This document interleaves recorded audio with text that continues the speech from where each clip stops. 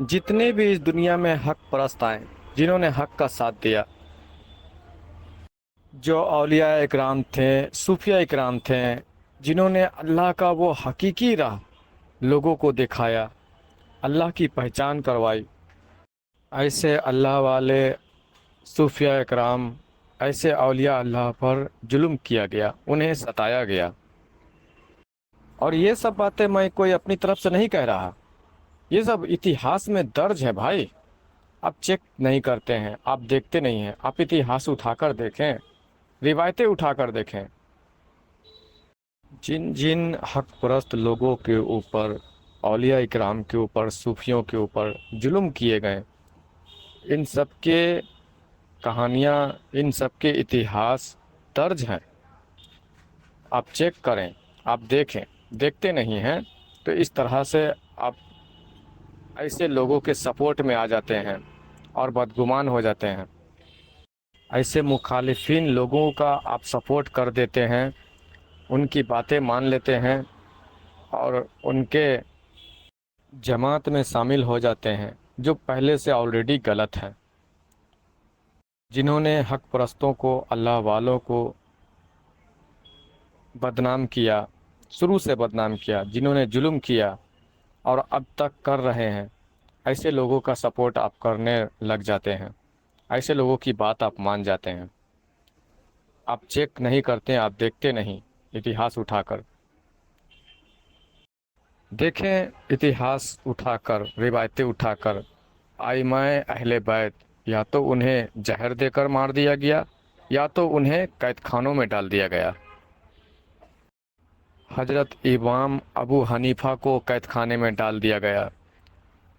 حضرت امام جعفر صادق، انہوں نے قید خانے میں وقت گزارا، اور مجدد علب ثانی رحمۃ اللہ علیہ کو اس زمانے کے بادشاہ وقت نے قید خانے میں ڈالا۔ اور منصور حلاج کے ساتھ کیا کیا؟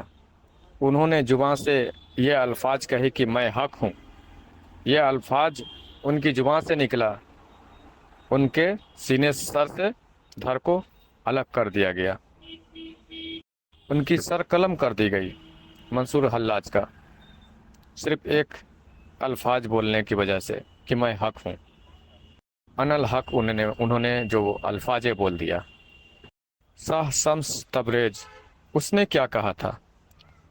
صرف ایک جملہ بول دیا تھا، وہ ہندو راجا کا جو بچہ مر گیا تھا، تو اس بچے کو زندہ کرنے کے لیے یہ جملہ بول دیا،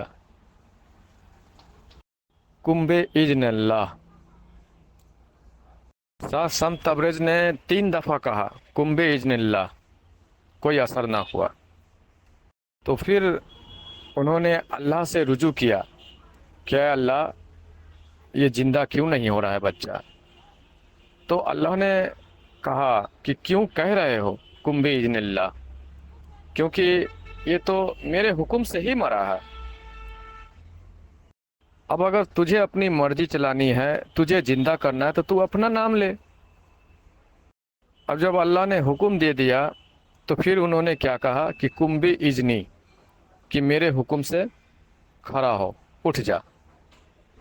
اب وہ بچہ زندہ ہو گیا۔ اب اس واقعات کے بعد کیا کیا مسلمان مولویوں نے؟ ان کے اوپر کفر کا دعویٰ کر دیا، کفر کے فتوے لگا دیے کہ انہوں نے اسلام کے خلاف کام کیا ہے۔ حالانکہ شاہ شمس تبریز کو اللہ نے حکم دیا تھا کہ تجھے زندہ کرنا تو تو اپنے حکم سے زندہ کر۔ تو لہٰذا جتنے بھی حق پرست اللہ والے آئے ہیں، اولیاء اکرام، صوفیاء اکرام آئے ہیں، جن کے اوپر ظلم و ستم کیا گیا، قید خانوں میں ڈالا گیا، شاہ شمس تبریز کا کھال اتارا گیا، ایسے ایسے ظلم و ستم اللہ والوں پر کی گئی، ستائے گئے، یہ ستانے اور ظلم کرنے کے پیچھے کس کا ہاتھ تھا؟ کس کا ہاتھ تھا؟ اس وقت کے، اس زمانے کے وہی عالم علماء مولویوں کا ہاتھ تھا، مسلمانوں کا ہاتھ تھا، جو دنیاوی کتاب کا علم رکھتے ہیں، جو مدرسوں کی علم رکھتے ہیں، جن کے پاس علم باطن نہیں ہے، جن کے پاس علم ظہور روحانیت کی تعلیم نہیں ہے، اور یہ تعلیم، یہ علم نہ ہونے کی وجہ سے ولیوں کے الفاظ، ولیوں کے زبان جو وہ فرما رہے ہیں، جو وہ تعلیم بیان کر رہے ہیں، اسے سمجھ نہیں پائے، اور نہ سمجھنے کی وجہ سے ان کے ساتھ بدسلوکی کیے، ان کے اوپر ظلم کیے، اور ویسا حرکتیں نہیں، اتنی بڑی بڑی گناہیں اور ایسے ایسے ظلم و ستم کیے کہ حقیقت جاننے کے بعد آپ اپنی زبان سے بیان نہیں کر سکتے۔ یہ ہے گمراہی، اور ایسی گمراہی میں مبتلا ہونے کی وجہ سے جو انہوں نے بڑے سے بڑا گناہ کبیرہ بھی کر گزرے، جس سے اللہ ناراض ہوا، ان سے کفر کے نزدیک تک پہنچ گئے۔ ایسے لوگ ولیوں کو ستانا، صوفیاء اکرام پہ ظلم کرنا، ایسے ایسے کام کرنے کی وجوہات جو بنی، اس کے کارن یہ کفر کے نزدیک ایسے لوگ پہنچ گئے۔ اللہ ان سے ناراض ہوا، اللہ کے عذاب ان لوگوں کے اوپر بھی نازل ہوئے، ایسے لوگوں کے اوپر۔ اور کسی اللہ والے سے بدگمان ہونا، ان کے پرتی برے بچار اپنے اندر رکھنا، انہیں لعن طعن کرنا، انہیں برا بھلا کہنا، ان کے اوپر ظلم کرنا، ان سب کا کارن کیا بنا؟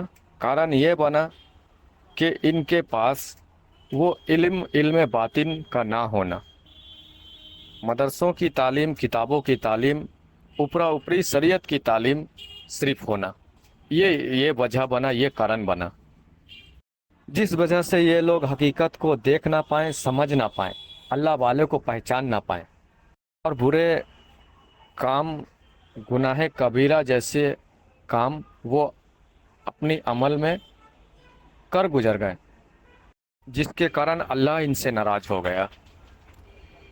بھائی، اللہ کے دوستوں کو، اللہ کے ولیوں کو، حق پرست لوگوں کو، ایک مومن کو ہی ستاؤ گے، اس کے اوپر ظلم کرو گے، اسے لعن طعن کرو گے، اس کے پرتی بدگمان ہو کے اسے گالیاں دو گے، تو یہ تو تمہارے برے کرم ہوئے نا، اور اس کرموں کا پھل تو تمہیں بھگتنا ہے اس دنیا میں رہتے ہوئے۔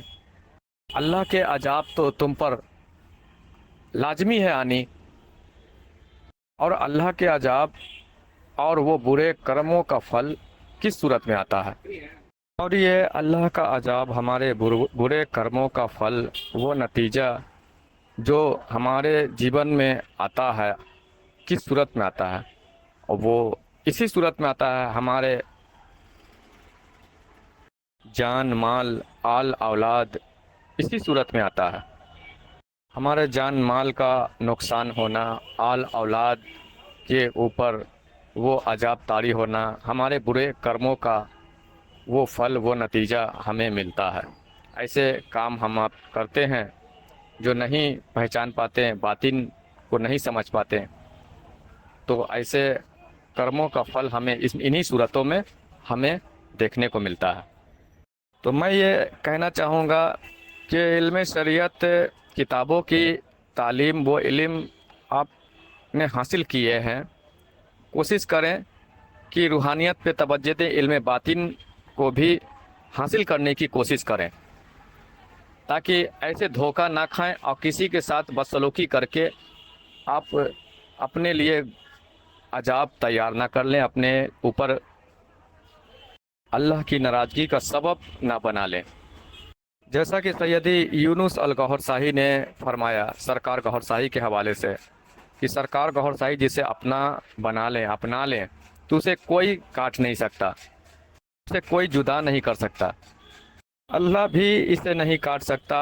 جسے سرکار گوہر شاہی اپنا لیں تو اللہ بھی اسے جدا نہیں کر سکتا، اور اللہ بھی اس کے خلاف نہیں جا سکتا۔ تو سیدی یونس الگوہر شاہی نے اگر یہ بات بولے ہیں تو حق بولے ہیں، کیونکہ ان باتوں کو اگر آپ نہیں سمجھتے ہیں اور اس کے غلط مطلب معنی نکال لیتے ہیں تو آپ گمراہ ہو جائیں گے، بدگمان ہو جائیں گے اور گستاخی کر جائیں گے، کیونکہ یہ روحانیت کی باتیں ہیں، اس بات کو سمجھیے۔